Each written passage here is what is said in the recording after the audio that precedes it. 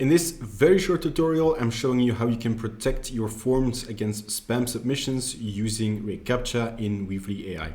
So we have an example form here, which is just a generic feedback form.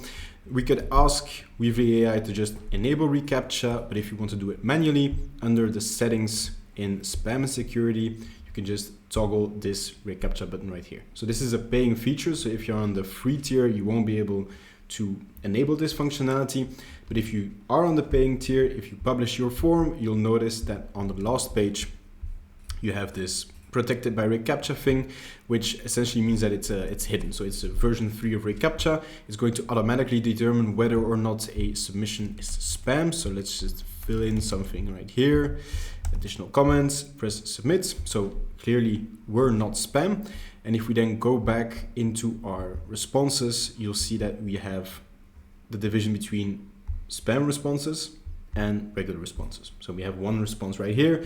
If you get any spam responses, you can check them here in case they wouldn't actually be spam, but this is Google, so in general, it's pretty good at what it does. So that's how you enable reCAPTCHA in Weebly AI. Again, reminder, this is a paying feature.